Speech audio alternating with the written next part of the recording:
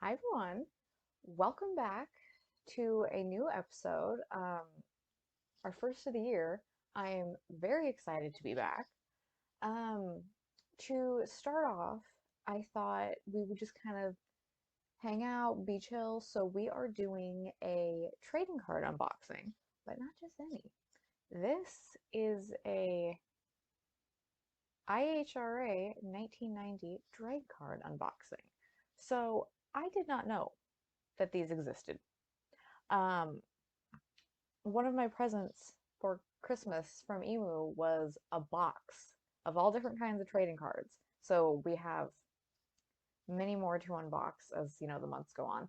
Um, and I asked you guys on Twitter and Instagram what you wanted, and between the two, these won. And I'm very excited to get into these because we have 4 packs, and I have no idea what to expect. Um, I figured because, um, a lot of my audience, a lot of you guys are not based in drag racing, that I would do a little rundown of the IHRA because some of y'all might be real confused. Um, so very much like the NHRA, except they have an international reach, hence the International Hot Rod Association. Um, Founded in 1970, and then um, 1988 was purchased by Billy Meyer, which is a name that you guys might know in drag racing.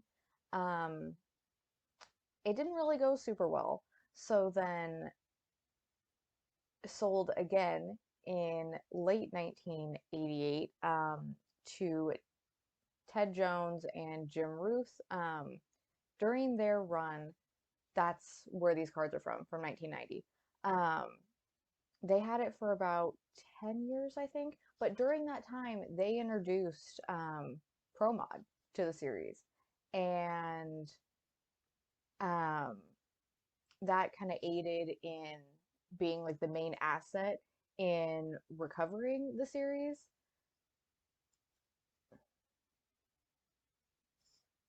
Okay, wait. Nightbot, what are you mad about? Hold on. Oh, yeah, Nightbot doesn't like that. um, but maybe chill out a little bit.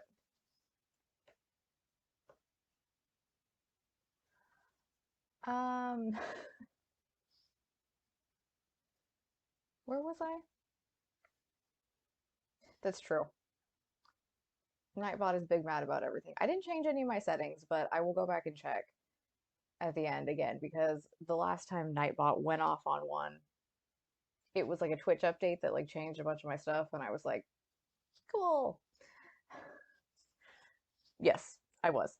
Um, so ProMod, which has become a huge thing across, um, drag racing all over the world, um, really saved this, series. Um, so 1998 comes along. The series is purchased by Bill Bader.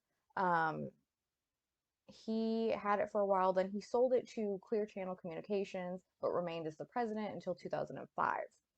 2004, I'm sorry. 2005, Clear Channel Communications was split into Clear Channel Radio and Live Nation. Live Nation taking on the IHRA side. Um, 2008, a company called Feld Entertainment bought Live Nation's Motorsports division and operated IHRA for 4 years. Then we go to 2013, which, mind you, a lot of this I didn't even know, so we're learning together. 2013, purchased by the owners of Palm Beach International Raceway, which used to host all of the like preseason protests um, for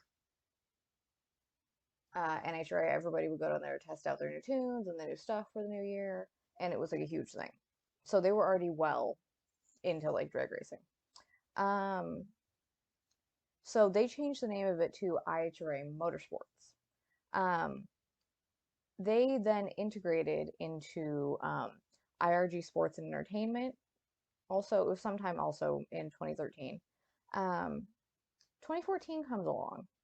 They decided to become a sportsman only series, and then with track sanctioning, and they eliminated all of their national events, which made the NHRA the only option for the general public for big events. And that's kind of where they are now. They don't host things specifically, they're not like a race series, but they're a sanctioning body. So it's where are we? It is across the continental US. They oversee tracks in 30 states as well as Canada. They are the Yeah, I know it's a weird situation. Um, they are actually, I think, the premier motorsport sanctioning body in Canada for drag racing.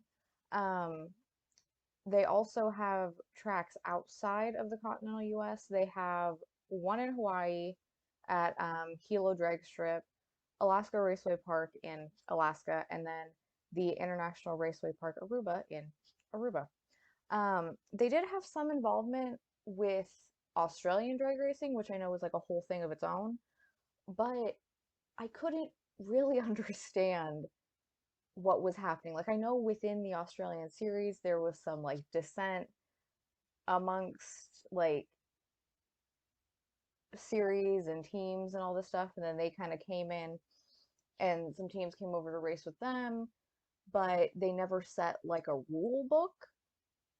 So Motorsports Australia, or whatever it's called, their whole like sanctioning body for all motorsports, decided not to recognize them as a drag racing sanctioning body.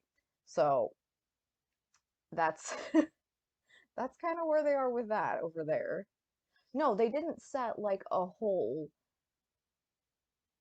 like you have to do X, Y, and Z. I don't know if they were trying to let teams kind of follow rules from other series and just like bring it over, but no one sat down and was like, you got to do this, which I mean, copy paste from like the other ones, right? Like make some sort of something. Um, yeah, I don't know. Um, but I went and I looked at the all-time win record holders. Um, and I actually knew the first one. Um, so they have a professional record holder and a sportsman record holder. And the all-time win holder for professionals was 52, is Clay Millican. He was huge into IHRA for years before he came over to NHRA, and it's cool to see. I didn't actually know what the number was. 52 was a lot. Um, and then the sportsman record holder is Anthony Bertozzi with 59, which is also a lot. So there we are. Whew, okay.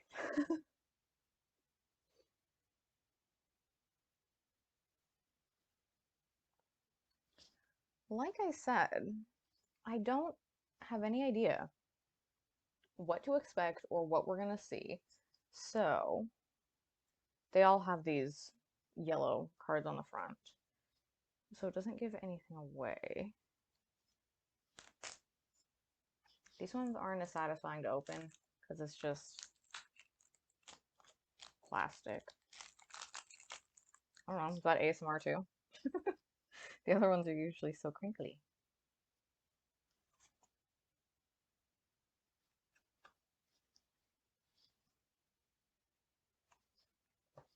All right, let's see.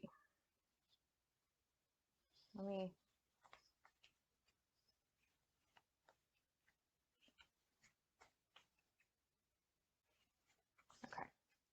Shuffle them good. Oh, okay. First one we have is Johnny West. NHRA fans will know Johnny West. Let's see. These ones don't really give a whole lot of information away. Yeah, NHRA fans will know Johnny West's name. Been involved in the sport for a long time. I think he's racing fuel altereds now. Doing something crazy. Ooh, okay. Also a name that I know. Next we have Bob Gilbertson. There's one of those video games out there. I think it's like it was like NHRA 2007 or 2008, like the old like PlayStation video games. He was in one of those. Oh, I guess it does. Yeah, so this is like 1990.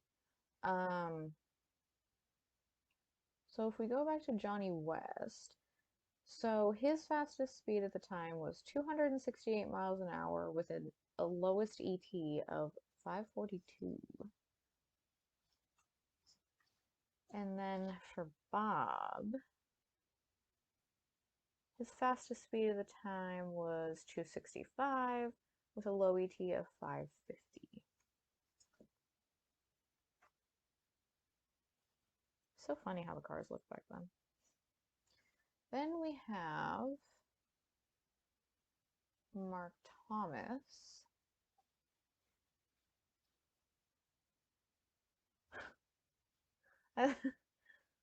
From Ohio. Car sponsor, Ohio Corn Marketing Program. That's a fun thing I didn't know existed. Oh, that makes sense. Under occupation, it says grain and dairy farmer. Nice.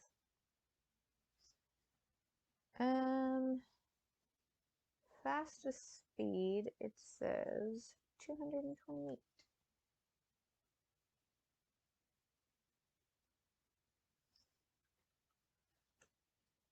Ooh. Then we have Steve Litton.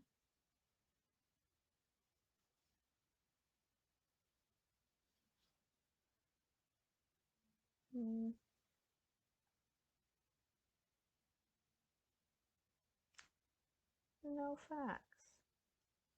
That's not as fun. Well, no, like extra facts. There is information. Ooh, that's new. Okay. Like I said, I didn't know what to expect. Then we have Tracy Edens.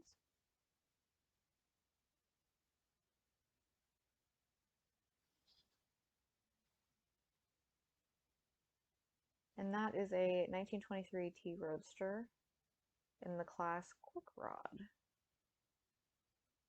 What would that be like today? Like Nostalgia 2 or something? No, I don't even know. It's hard to compare. Quick Rod. Quick.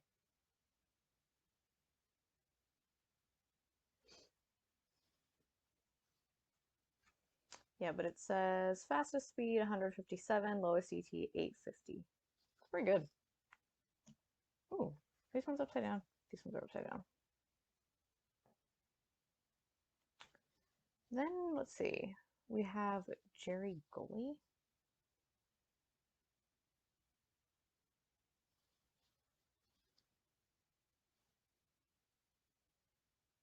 Fastest speed 211.28.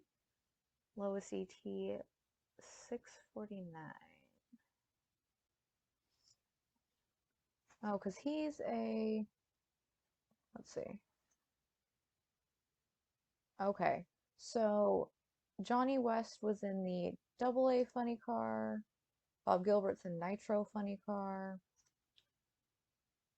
Mark Thomas top alcohol funny car, Steve Litton Nitro funny car. So I didn't realize they were being that specific with it, but this is a Top alcohol funny cars. Wow. Which is why there's so many differences in speed and time. Oh, then, okay. Oh, that's cute. It's like watermelon vibes. Then we have Hendy and Worsham? Worshman? Worshman. I read that wrong.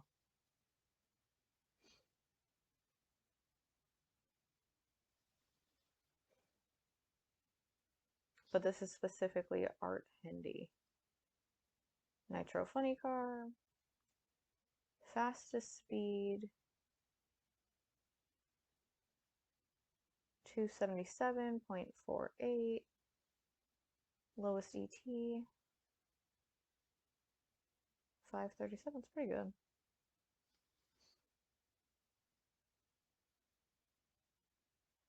I want to look something up because I want to know if that's correct, just for me.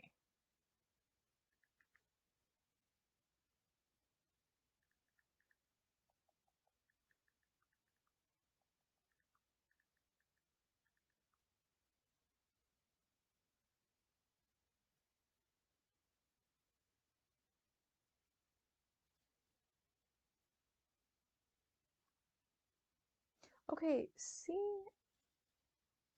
it is. Yeah, no, this is a typo. Yeah, they were very long and very pointy, for sure. It is crazy. That's one of the things why I like to look back, is because everything looks so different, just like the evolution is so cool. See, this is a freaking typo. This card is wrong. I was right. Because I read it off the side of the car at first. Yeah, it was him and Del Worsham. Who? Well, honestly, it kind of fits. After reading the whole history of the IHRA and then seeing this, that fits. I can't believe that.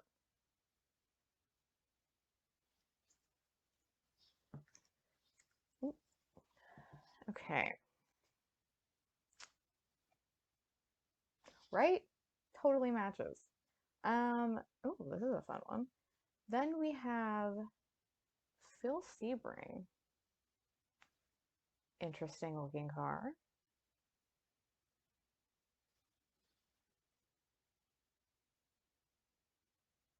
1990 Dodge Daytona. Top alcohol funny car. Fastest speed 234.29. Lowest ET 618.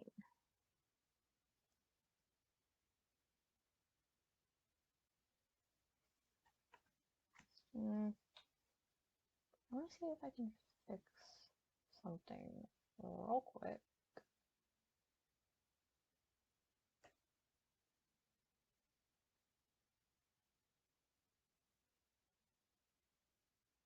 I don't think I can do it from here.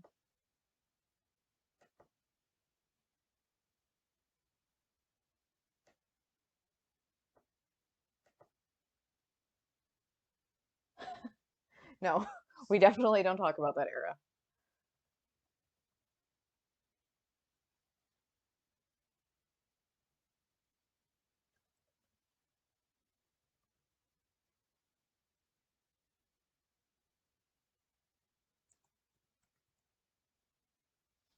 That gonna work?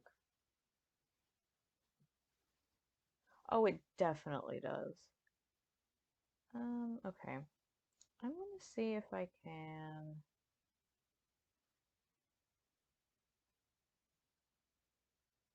fix something real quick because it's gonna bother me.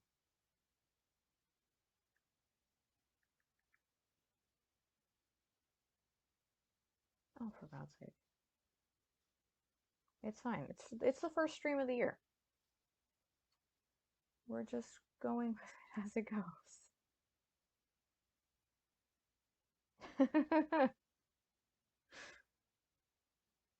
um,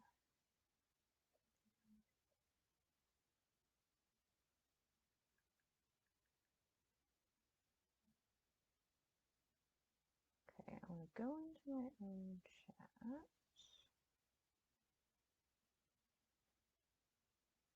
Okay, can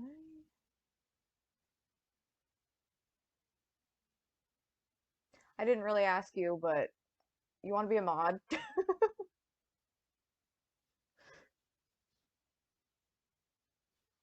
You're in here a lot, we trust you, and that's just how we like to make decisions. Wield the sword as you please. That's how I do it.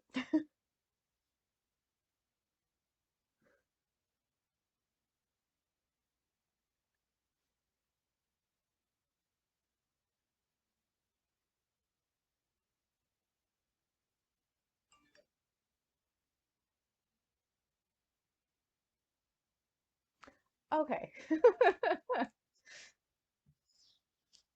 Yes, you have the power. Ooh, this is a fun one. Okay, we like this.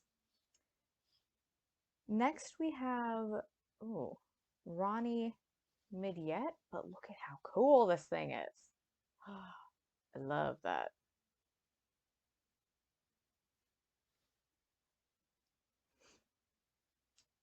(1989) Pontiac Trans Am, top alcohol funny car, fastest speed 230, lowest ET 622. The vibes are good with this one.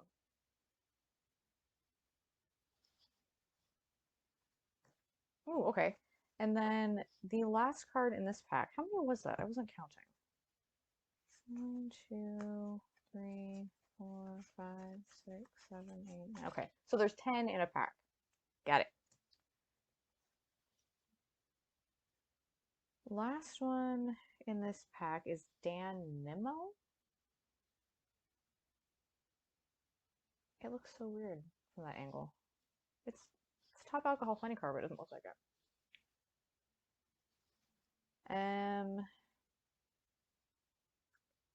1989 Chevy Beretta.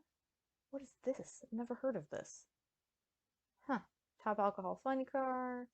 Fastest speed 213.24. Lowest ET 643.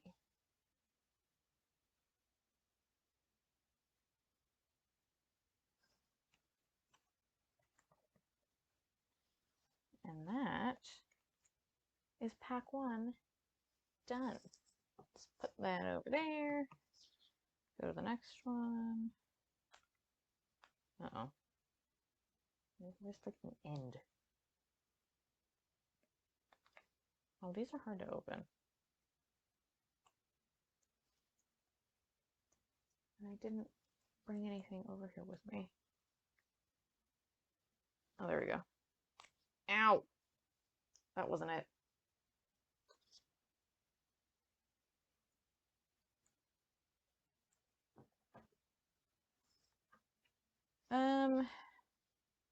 It said Chevy Beretta.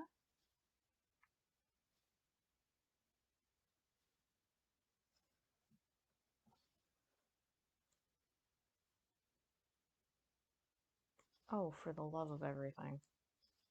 Do I have like a pen?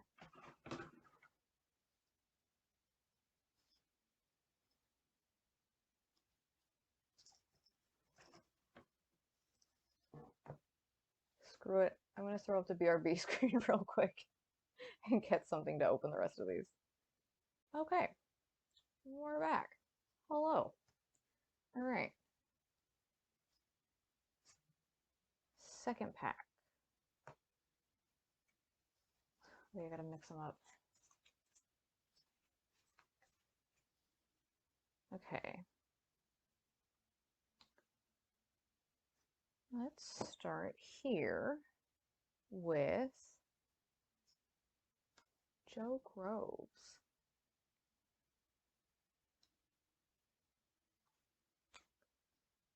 Top sportsman class, 1988 Pontiac. Fastest speed 186.23.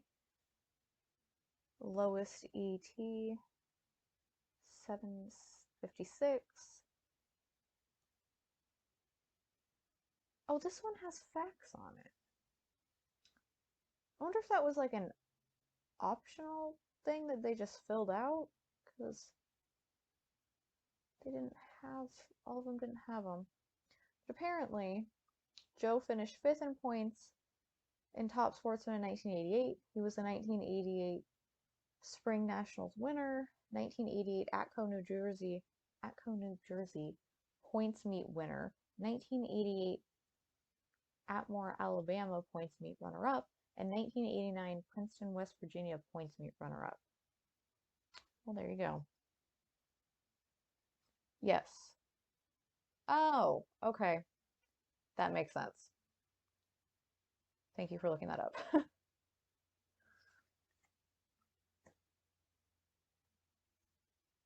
Ooh, okay. Then we have, I think it's the first, is this the first dragster we've seen? Ron Miller.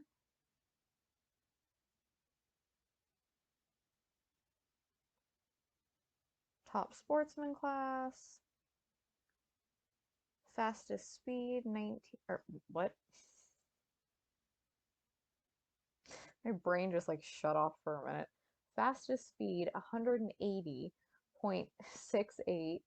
Lowest ET, 746. Winner of the 1990 Spring Nationals. ARP Quick 8 Shootout winner in Darlington, South Carolina. And the 1990 Empire National runner-up. Finished 2nd in the 1989 points.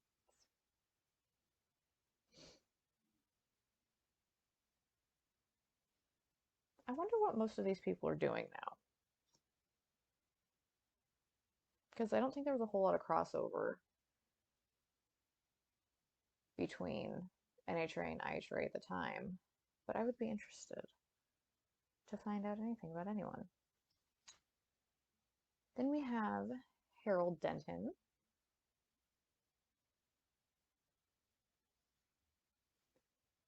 Pro Stock.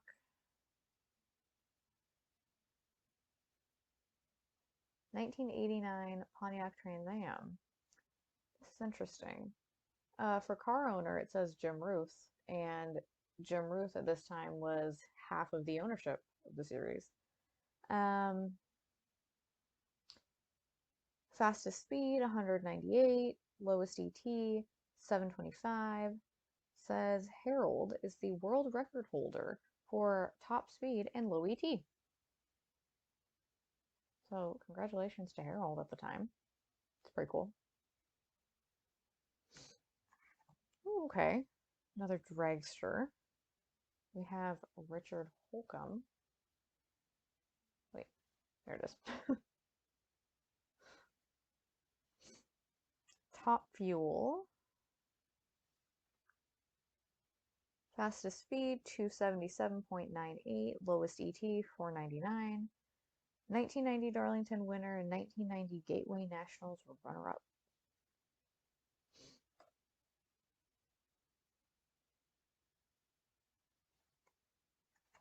Oh, these ones are upside down. Ooh, another dragster. We have Michael Brotherton.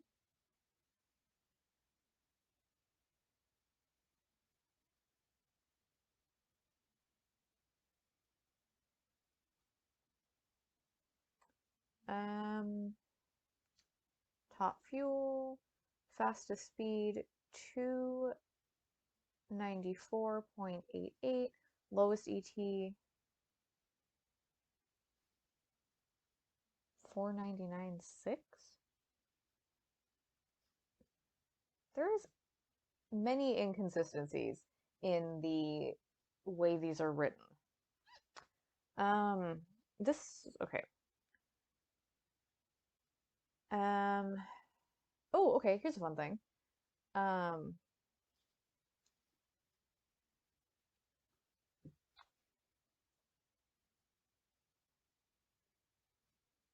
Okay. Get back to that. Yeah. don't think I can say the thing that I was going to say. Uh, I just had a thought and I was like, probably don't say that. So his crew chief at the time was Rob Lynn. And if you pay attention to drag racing now, Rob Lynn is still crew chiefing, and he's with Mike Salinas. And honestly, you love to see it. He's one of the good guys in drag racing.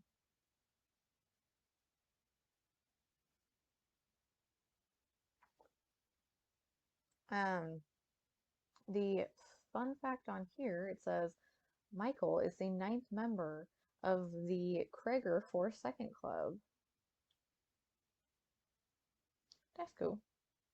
It's always been cool for me to see like the things we have now, like the 200-mile-an-hour club, the first to go 300 and the 8th, that the idea of those things has kind of always existed in drag racing. Then we have Terry Adams.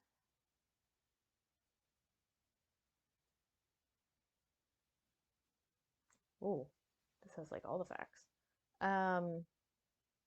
So Pro Stock just says Pontiac Trans Am, doesn't give a year. Fastest speed 194.80, lowest ET 735. It says Terry won Best Appearing Professional Car at the 1990 IHRA Winter Nationals in Darlington, South Carolina.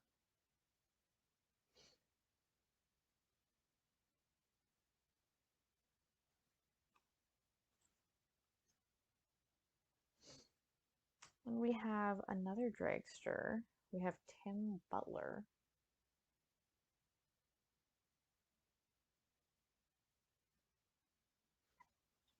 Top sportsman. Fastest speed 169 and lowest ET 799. It says Tim was a 1988 top sportsman world champion.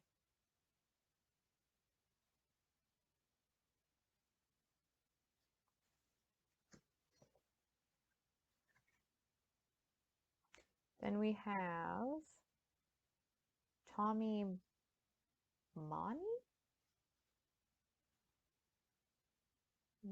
I think I'm right. Money? Pro Stock,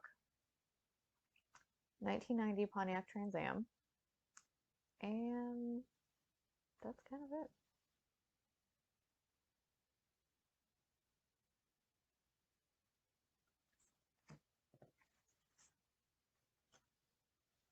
Second to last card in this pack, we have another funny car. We have Clay Broadwater.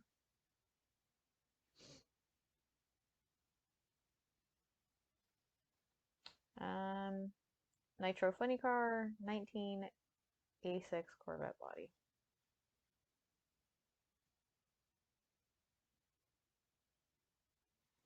And the last card in this pack. Oh, okay, wasn't expecting that. We have a funny car, but it's not just a funny car.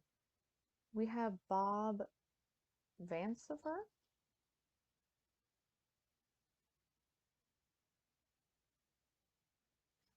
That is a jet funny car. That is a 1989 Ford Thunderbird. I guess he was rocking with General Electric J85-5. Fastest speed 262, lowest ET 597. Nice. Okay. Pack 2, Adam. All right. It's like my hair is everywhere today. Oh. Oh, nice. Okay. That one was already kind of cut, so I didn't have to do it myself. Ah. Although this plastic is like the thin kind of plastic that's like sticking to everything, like I'm just going everywhere. Okay, this pack is a copy of the first pack, so we gonna put that one over there.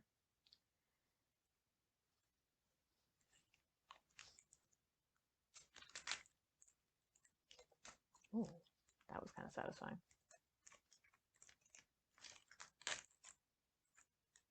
You see? You see this? It's like stuck to me. All right, last pack. We go. Oh, wait. Duh, I gotta shuffle them first. Okay. First card in the last pack, we have Ed Dixon.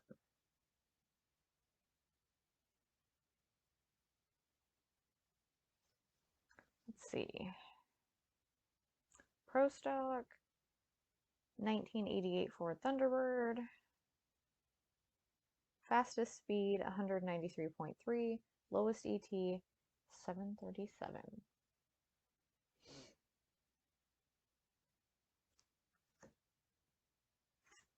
Next, we have Terry Housley.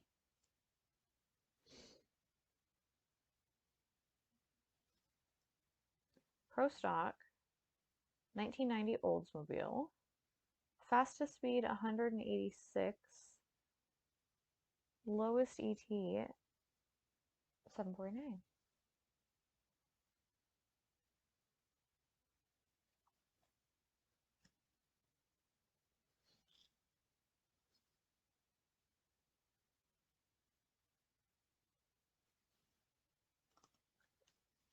Okay. Ooh. Next up, we have Randy Daniels. It's so funny to see an AC Delco car because they were just so prevalent in Pro Stock back in the day. 1989 Chevy Beretta in the factory modified class. Fastest speed 157.34. Lowest ET 849.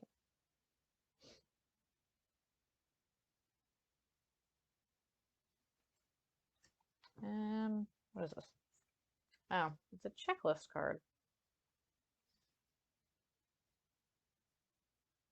So they made 100 cards, and these ones all have numbers on the back. Obviously I open a lot of cards on this show. Sometimes I'll get like a checklist one or whatever, but I've never like actually really like looked at it and like compared, but I might do that after this.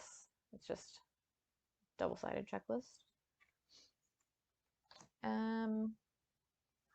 Oh, this is a cute one. Well, with the exception of the third pack being a repeat, I have a good amount. There's 30 cards here. I'll have to actually like see if there's anything cool that I'm missing afterwards. Then we have Yusuf Lawson. A fun little car. It's a 1927 Ford Roadster in the B/Street Roadster class.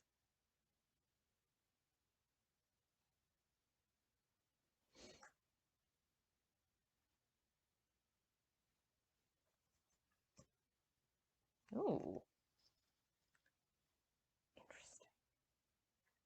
Then we have Buddy McGowan. Look at this thing. There is always kind of, I don't know if it's as much as like a debate as it is like a conversation with cars like this more like fuel altered style, roadster style, about what to do with the front. Some people just do like a very small wing with, just like a little like, and then there's guys like this that do like a full like piece like that, but I think everything is cool. I think the fact that they're all so unique is great. Um, so Top Sportsman, and it is a 1988 altered. It says 1988 altered Mark Rowe. I assume that's the guy that made it. Fastest speed 181, lowest ET 748.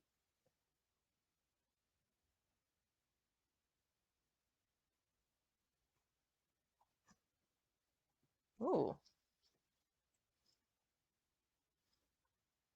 We have another jet-powered car, but this one is a jet dragster. Driven by Aggie Hendricks.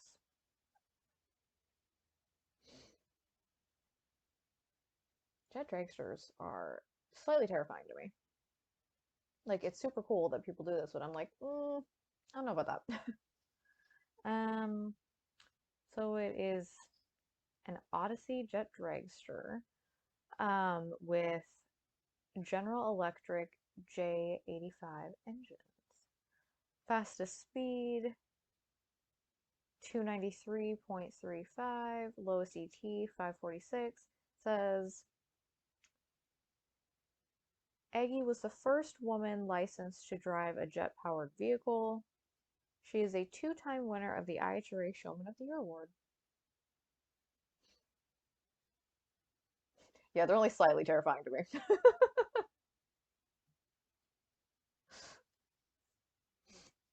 It's like when you put a jet engine in the thing it's supposed to be in, fantastic. When you put it in a race car, eh.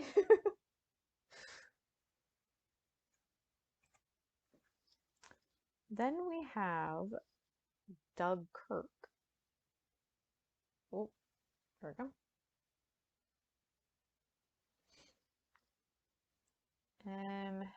Pro Stock, 1990 Oldsmobile. Fastest speed 194, lowest ET 729. It says Doug was the 1987 US Open Nationals winner, 1987 Fall Nationals winner, and the 1990 Spring Nationals runner-up. I feel like I've seen a lot of Pro Stock, which is interesting.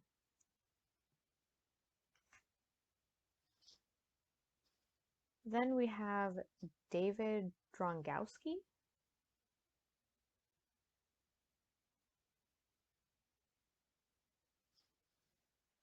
Pro Stock.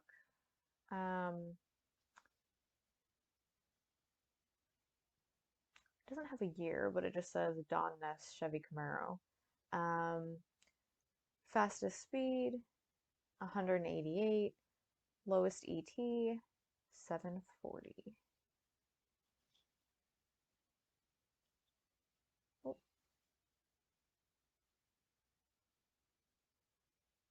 Oh no, what happened to your 86 Camaro?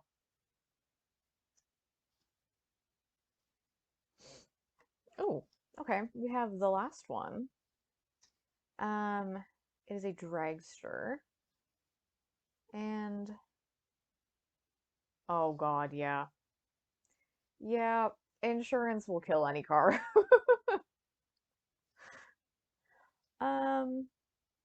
We have Fred Farndon.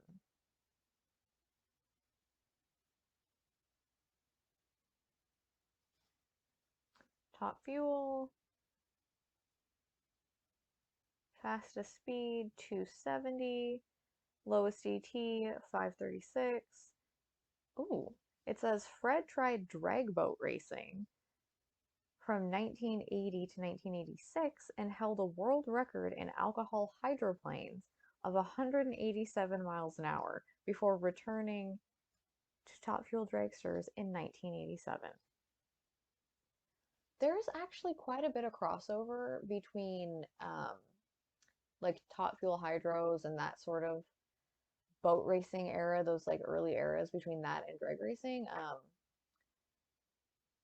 Prudhomme did it. I think Eddie Hill did it, and there's still like crossover now, guys, that will do both, or you'll see engine builders that do both. which is wild. Also, something else that I look at, I'm like, because like regular hydroplanes, like unlimited hydroplanes, I can grasp that. I think I'm comfortable with that. I grew up with that. You put like a big like top fuel engine in a boat, that's just like a bomb sitting behind you. Like, I'm good. Like, y'all can have it. I'm good. I think it's cool, but slightly terrifying. Um, ooh, so that is that. That was fun. I really like those. They're different to any other, obviously any other drag card I've opened. Um, but I like that. I wish that they were maybe like a little more consistent with how they were printed and, getting people's names right. But besides those little things, um, I think it's great. I want to see how many I like. Actually, no. Let me get the. Let's see. It's here. Let me get it out of the stack, and then I'll look afterwards and see if I can try to find some more of these and maybe complete a set because I haven't yet completed a set from like a year in any of the ones that I've opened. Oh my gosh. I don't know if you guys can hear that, but it is pouring down rain all of a sudden. Um, ooh, some interesting names on this list. Okay, yeah, I want to see if I can find the rest of these. I want to ask, let's see if I can ask Emu where she got them. She said it's from a guy that was just selling like selling like a lot of them. But I shall endeavor to find more.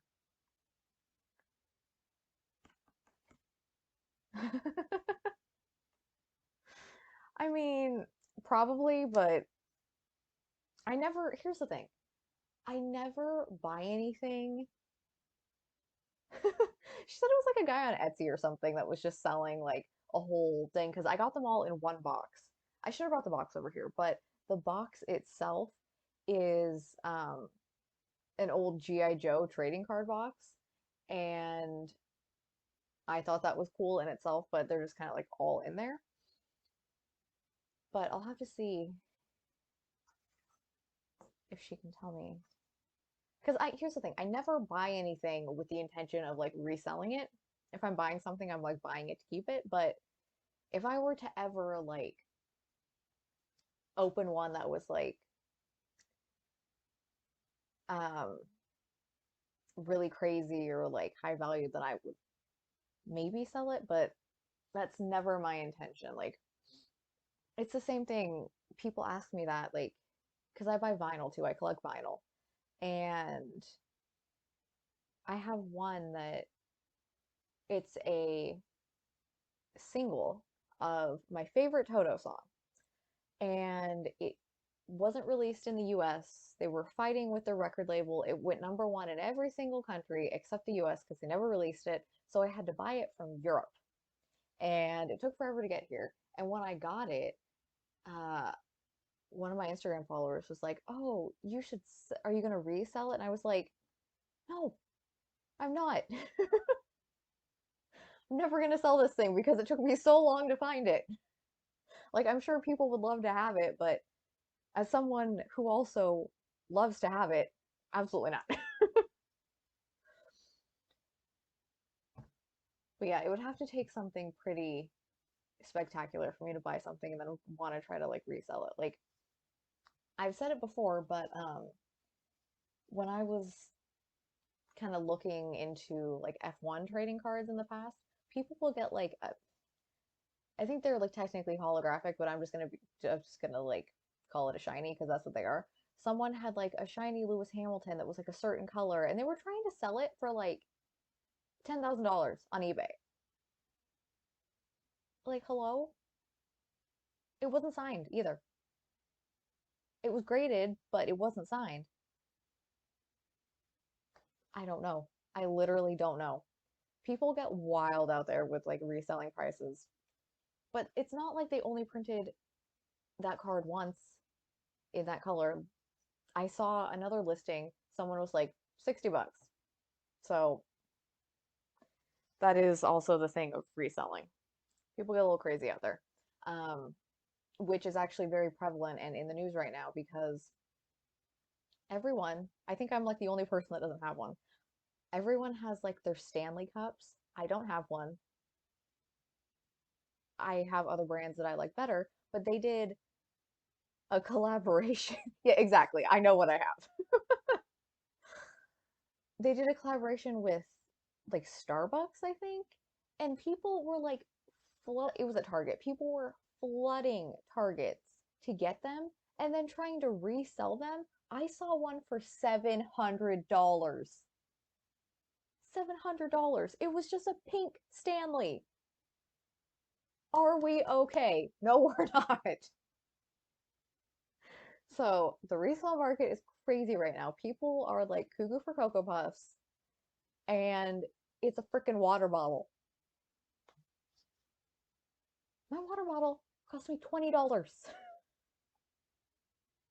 and it's metal and it's fine.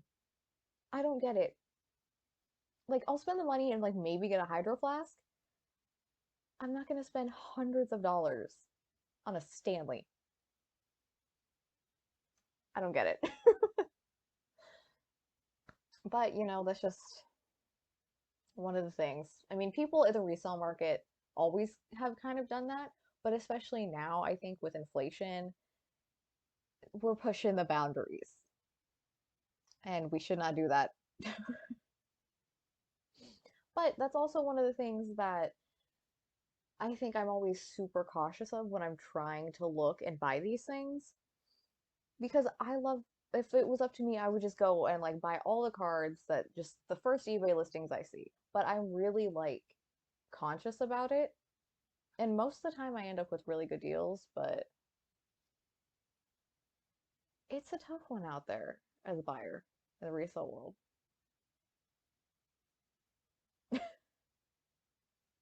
Well, see, that's also the thing. Like, it would have to be, it's one of those things. Like, it would have to be original. Like, this pink thing that just came out that they made thousands and thousands of. Absolutely not.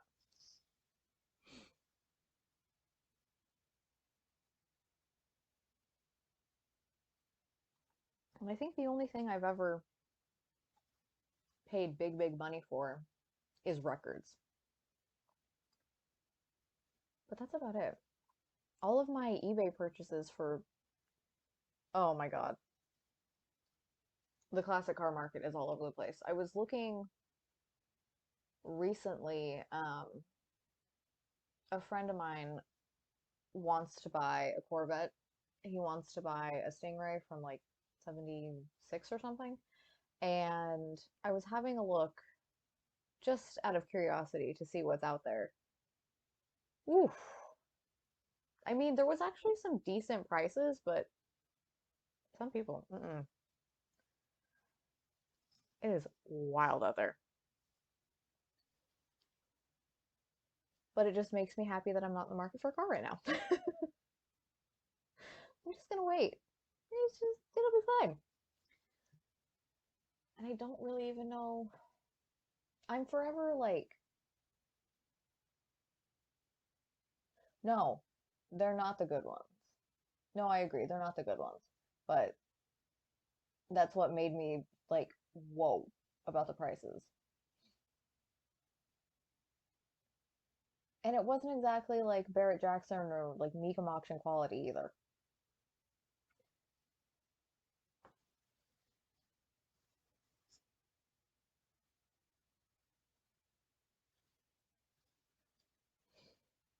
But that just makes me again happy that I'm not trying to like buy or build a car right now. I mean, in my head, I'm always trying to like build a race car, but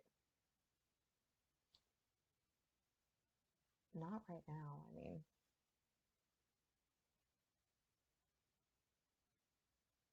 I think I, see, like, I feel that, I understand that, but also You might get lucky. 10K? Jeez.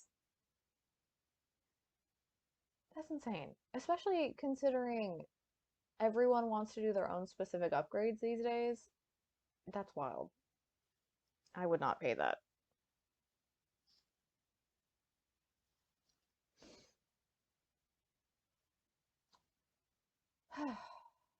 Feels good to be back. I had to take, obviously, I had like my break at the end of the year, which was anything but that. Um, but I had to stop doing Vlogmas, and that made me sad because I had some like fun things planned. So it's been like a month since I've streamed, and I was a little bit like nervous because I was like, what if I don't remember how to do this? But it feels good to be back into the swing of things. At the end of next week, I have an announcement, a podcast announcement coming. I'll be on social media. Super excited about it. Um, this is something I've been planning for a while. A guest I wanted to have on the show for like ever um, is finally happening. So, very excited. Very excited about that. But yeah, end of the week next week, I'll have the announcement. Um, and I'm very happy. It feels good to have one of those things kind of like checked off the list so early in the year. Um, I think this is going to be a fun year for us. I have a lot of cool things planned, things that I want to do. Um, so I think it's going to be good. But yeah, I think that's going to wrap it up for today. Um, I had fun. I hope you guys did too. Um, as always, we appreciate you guys so, so much. Um, looking forward to a super fun year, and I will see you next time. Bye, guys.